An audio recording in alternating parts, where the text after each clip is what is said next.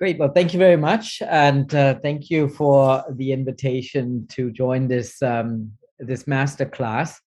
So, as Christine said, my name is Jens Thraenhart. I'm the outgoing executive director of the Mekong Tourism Coordinating Office.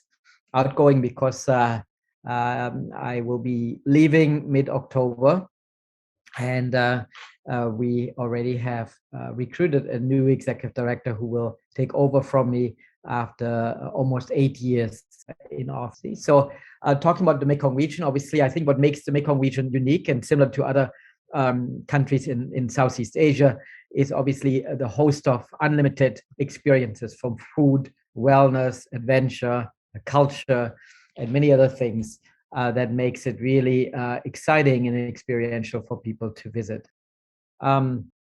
The Mekong Tourism Coordinating Office is a regional tourism collaboration between the 6 member countries of the Greater Mekong sub-region, Cambodia, Laos, Myanmar, Thailand, Vietnam, and China. With China, as you can see on the map, it's focused on the 2 provinces of Yunnan and Guangxi. And our vision is tourism in the Greater Mekong sub-region is integrated, prosperous, equitable, and resilient with effective partnerships and knowledge management. So our branding is really around obviously the location, 1 river, 6 countries. But we added just a couple of years ago, unlimited experiences, because we believe that obviously the location alone will not inspire people to actually visit the region, but it's this host of unlimited experiences that I explained before. So when we look at COVID-19, obviously we all know that the situation, and I'm not going deep into all the data, but tourism contributed around 3.3% to 19.6% to the GDP of the GMS countries. Obviously, Thailand is one of the countries that has a very high GDP contribution, and that is all great when tourism works out well. But in a pandemic like what we're experiencing right now, obviously that is very difficult. And also, we're seeing internationally that the COVID-19 infection rates are decreasing and vaccination rates are increasing. So we also see that now in this part of the world. So to summarize, I mean, really the key pieces here is that tourist arrivals have declined from 2019 to 2020 by almost 82%, and tourism receipts by over 72%. So when we look at our process in terms of building a strategy, we look at it maybe a little bit different. So I mean, we see it as a process, and the first process is really around restarting and then reforming and then rebalancing.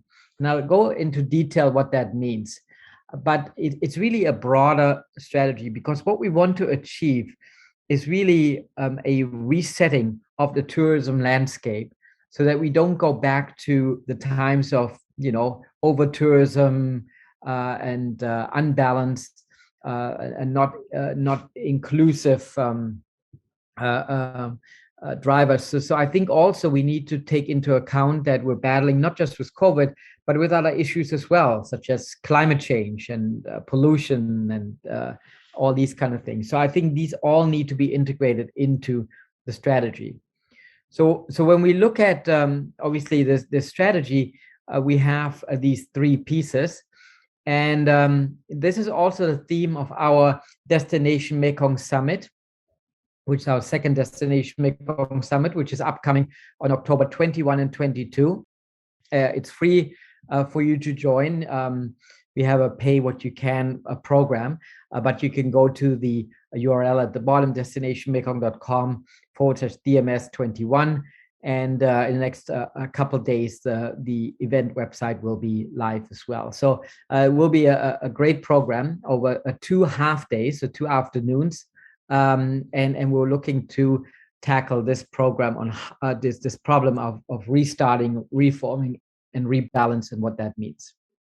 So when we look at restart, so for us, restarting is really a way to look at what I said before. How do we look at consistent communications how do we also look at a restart campaign? So where we look at inspiring people about the experiences that people can have, but also helping businesses that are suffering right now to obviously get revenues very quickly.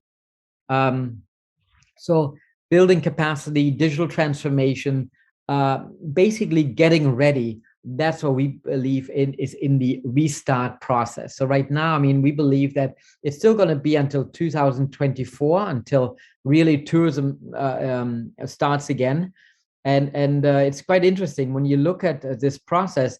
You can actually go back to the Spanish flu and the Roaring '20s. And there are a lot of parallels to be drawn. I don't own a crystal ball. Many people seem to have a crystal ball.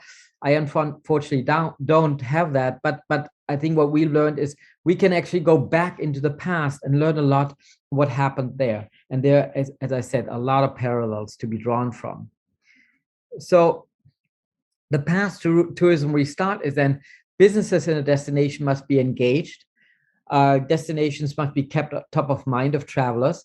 Capacity must be built for businesses to react to changing markets, and revenues need to be generated for businesses to survive. So the first thing is, so we will. It's not published yet. So actually, you're probably one of the first people that see the cover and the content here. So we just had this approved by our board meeting with our 6-member countries. But this is going to be published in October. This is in collaboration with the Asian Development Bank. And it's really around how do we communicate in a consistent way to our stakeholders and travelers and also communities what a restart of tourism in the Mekong region means. So the objective is really to guide dissemination of accurate and engaging information to support a safe and sustainable GMS tourism restart. The key messages are around building trust. So we have managed COVID-19 well, or in other words, we have learned a lot. We've made a lot of learning experiences during this process to care for our visitors and have put appropriate health and safety measures in place. We're welcoming. We're open for business and welcome domestic and international tourists when we're ready. And we're promoting sustainability. We're managing tourism more sustainably for people and the planet. And lastly, we deliver and provide inspiring experiences. So we offer diverse and authentic experiences, including family, beach, holidays, pristine nature, city trips, couples retreats, gourmet, culinary. And we remember our last visits where we had relaxing discoveries with friends, and they tell us what you like us to do now. So it's really to engaging past travelers to share their past experiences to inspire travelers in the future. And this is obviously built around a model with phases. Obviously, these phases can vary from country, even from destination to destination. So, I mean, phase one is obviously international borders are closed. We're still in that phase, even though we heard about Langkawi, we heard about Phuket, Sandbox, that there are ways to welcome international travelers, vaccinated international travelers already. But I think in general, we're in a phase right now where international borders are still closed. We have firm dates to reopen borders. There would be phase two, so we're getting ready. Phase three would be one or more international travel corridors are established or have been established, and domestic travel is largely unrestricted. And then phase four, the opening of international and domestic travel policies is similar to pre-pandemic levels, not likely until at least 2023, I would say 2024. So the recovery communication principles are three pillars. The first one is aligned content. So it's really generating content and messages that match GMS countries' relevant COVID-19 recovery policies and the GMS tourism sector strategy objectives to promote inclusive, sustainable, and resilient tourism. The second pillar is facilitate engaging conversations among public and private GMS tourism stakeholders and consumers using tools that foster two-way communications. So you're really using inspiring storytelling, tone of voice, and language best suited for intended audiences. And the third pillar is proactively connecting stakeholders electronically and in person, using appropriate channels to build trust and relationships that is cost effectively broad information dissemination and exchange. So the first thing that we're looking at when we look at content is to leverage the phenomenon of social media to create a visual content cloud of shared experiences by travelers and residents. How does this work? It's really our integrated tourism recovery campaign, where we look at inspiring storytelling, trusted recommendations, and valuable offers. So it's really three components integrated into one campaign. So one is called Mekong Memories, and there we reach out to past travelers via companies or businesses. So let's say a hotel, a restaurant, a tour company might go out via their social media or their email database or whatever to their past guests, but even also to their current domestic travelers and residents, and ask them to share their past experiences on their own social media, tagging it with Mekong Memories and the destination and the business. We aggregate that through a unique social media or social commerce technology.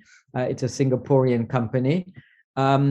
And then basically connect that back to the business. So we create a social commerce paradigm. So basically how that works is then the more content that's shared of a destination or a business that is then connected to that business. So then the business can drive a business or get more exposure. So there's a benefit for these businesses, obviously, to get engaged.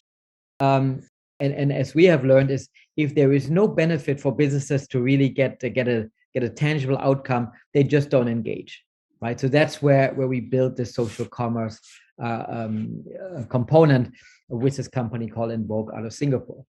The second piece is what we call Mekong Deals.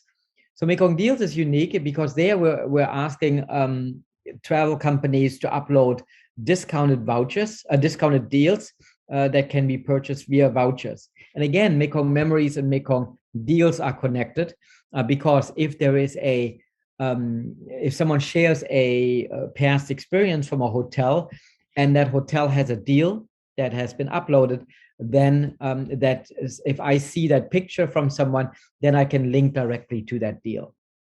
And the third part is what we call Mekong Secrets. And Mekong Secrets is really trusted recommendations, these hidden gems, and what makes all this travel exciting, because it's about these hidden, unique, authentic experiences, and they can be shared by residents, but also by travelers.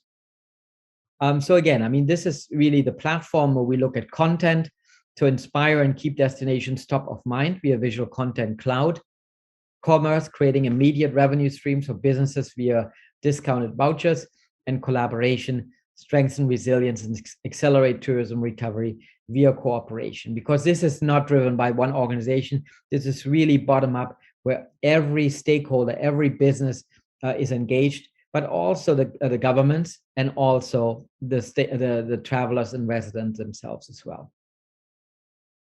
So what we obviously, research has shown that engaging storytelling and deals drive commerce.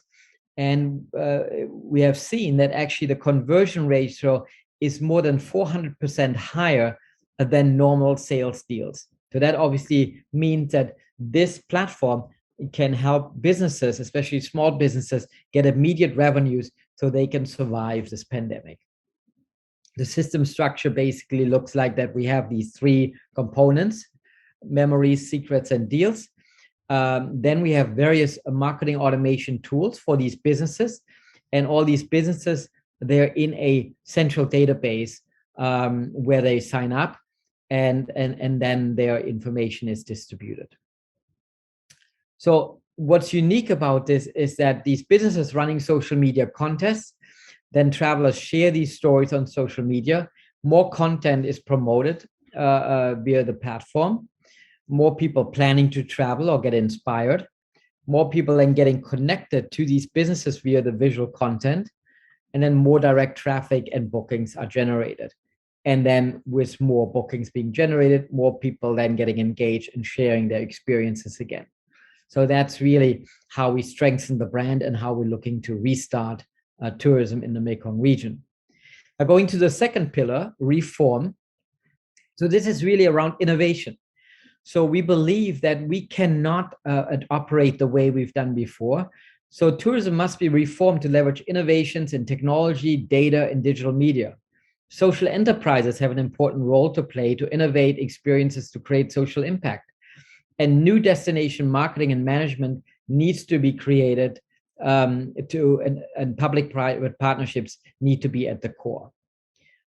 So we look actually what we are working on with the UNWTO affiliate members is we believe that the role of destination marketing organization evolves, and so must its business model. So the public and the private sectors must collaborate. Together, these two forces can achieve greatness, and this is especially vital preparing for a sustainable tourism recovery.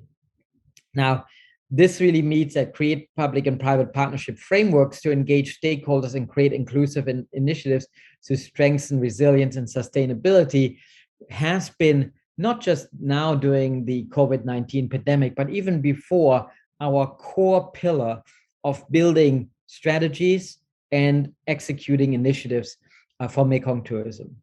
So what we created is, on one hand, there is the Mekong Tourism Coordinating Office, which is owned by the 6 member countries. And this is really the public sector pillar. This is over 15 years old. It's hosted by the Ministry of Tourism and Sports of Thailand. And then we created in 2017 our Destination Mekong platform, which is a private sector-led regional tourism board. We're now in the process of incorporating Destination Mekong in Cambodia, and the Ministry of Tourism Cambodia has actually volunteered and stepped up to be the host country of Destination Mekong. So due to that engagement with the government and the private sector, we actually have created a very strong public-private partnership framework with residents, travelers, and businesses and the public sector. So there's a lot of initiatives that we have created over the last 4 years, and there are more that are coming. You may have heard of Mekong Moments, or Mekong Mini Movie Festival, or our Experience Mekong Collection, or Mekong Heroes, or our MIST program, our Mekong Innovation Sustainable Tourism. So we have quite a few programs out there, but what's unique is that all these programs are actually integrated. So I want to touch on a few, because we're talking about this reforming tourism pillar still. And here's how we're looking to innovate. So we have created the Experience Mekong collection that has over 300 social enterprise businesses in this collection.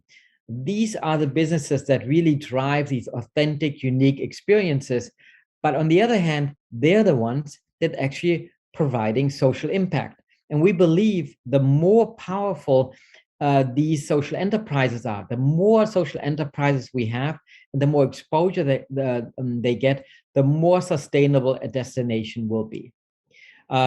Just a quick snapshot. Right now, we have around 150 businesses that are active. And you can see a quick snapshot where they are. And we have them also in 6 categories, from stay, eat, shop, do, tour, and cruise. We also have started an initiative where we're helping these businesses during this time, where we're on the website, they can actually post if they're looking for donations or if they're selling discounted vouchers. Now, what's happening, obviously, is a lot of these people that visit these small social enterprises and responsible travel businesses, they take photos like this one or that one, and we aggregate them into our platform, or people share them via our Mekong Memories campaign that we're looking to launch, and then people can get inspired and then look to either a book or buy a voucher, a discounted voucher on the Mekong Deals platform. Also, this is great for setting standards and building capacity, because these small businesses now, via the Experience Mekong collection, created a community. They share best practices. We're able to kind of offer webinars. We're offering tools. We're now in the process of creating a new consumer website, experiencemekong.com. That's about to go live as well. So again, I mean, there's a lot of stuff where this shared collaboration can also help these small businesses not only to survive the pandemic, but also to actually really drive the restart of the region. Part of that is our Experience Mekong showcases. So for the last 3 years, we're actually in the 4th year right now. We always recognize one business per country as a Experience Mekong showcase.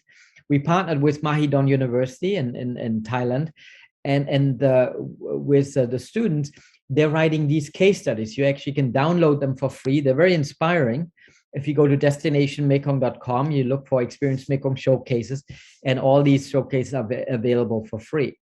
So it's very exciting because not only gives it a background, almost like a behind the scenes view of how these businesses operate, but it also inspires other businesses to learn from each other and become more socially responsible.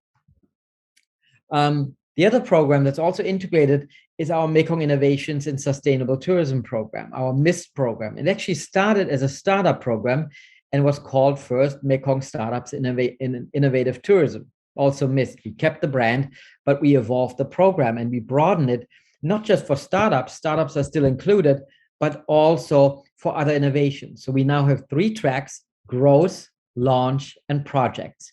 And we just actually, today is the last day. You can still vote.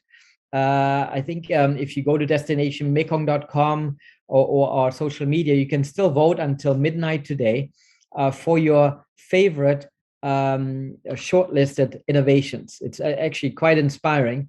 And then we're looking to have a pitch contest actually at our Mekong World Tourism Day Forum, which is on October 6th and 7th. It's in partnership with UNWTO. And we have some inspiring speakers from Bill Bensley and Jimmy Pham. Again, this event is free. We have this pay what you can program, and you can go to destinationmekong.com to register for free. But again, what I said is this is where we're going to have the final pitches for our Experience Mekong showcases and also for our MIST finalists. So it's going to be a very inspiring 2 half days, 2 afternoons, Thailand time. So I hope many of you can join and maybe even promote it via your publications. Now let's move to the 3rd pillar, which is rebalance. Now, rebalance, I'm not going to talk too much about because this is what happened in 2014. So if we're going to look at restarting is really 2001, 2022, reforming is 22, 23, and rebalance starts after 24. Now, why is rebalance so important?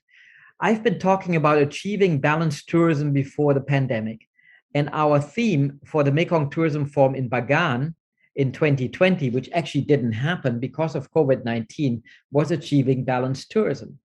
Now, why did I think balanced tourism is so important? Because I believed at that time, looking at over-tourism, that actually the pendulum was swinging too far to the left. So we didn't have balance. There was a lot of greed. There was a lot of overcrowding. There wasn't a lot of inclusiveness. And this was damaging tourism. Residents were pushing back. We have all these pictures in mind from cruise ships in Barcelona, in Venice, and in Hoi An, and in pictures like this. And we can, all agree that tourism, wasn't in balance. Life wasn't in balance. It's almost like if you have a headache and you take too many headache pills, yes, your headache goes away, but in the end, the problem doesn't go away. So many times when we look back in history, hundreds of thousands of years, when something is out of balance, for it to get back into balance, the pendulum all the time, and history can prove that it swings to the extreme, to the other side. Now, in 2019, I could have not have predicted a pandemic, but this is exactly what happened. The pendulum swung from the extreme left to the extreme right with no tourism. So again, but this is now the opportunity now to rebalance tourism and to really come and have this pendulum in the center, in the middle. And this is where we really want to have driving this Experience Mekong brand, where we're promoting sustainable and inclusive travel, where we're achieving balanced tourism for all. We're also looking at issues like climate change, plastic pollution, obviously at other pandemics, and other issues that are underlying there and that we need to look at. So I want to share with you a video now, and I hope it does play, which is our Destination Mekong brand video.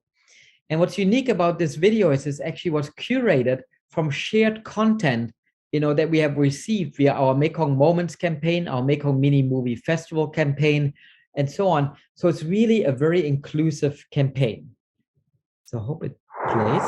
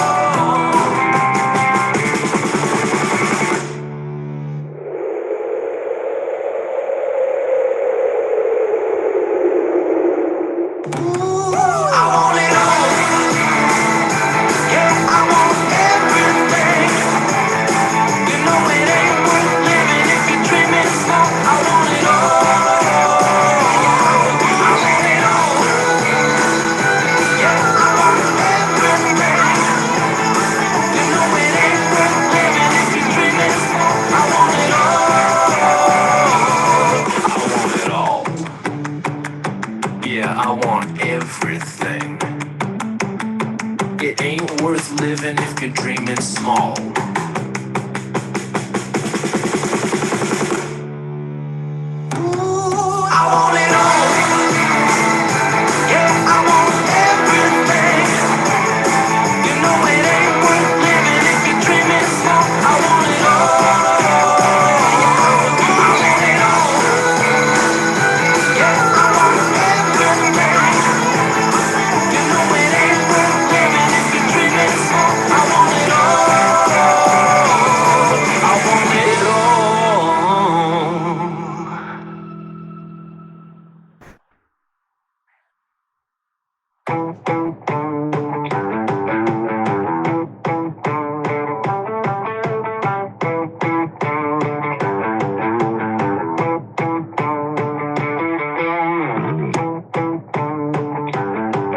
Now you can see all the contributors to the video.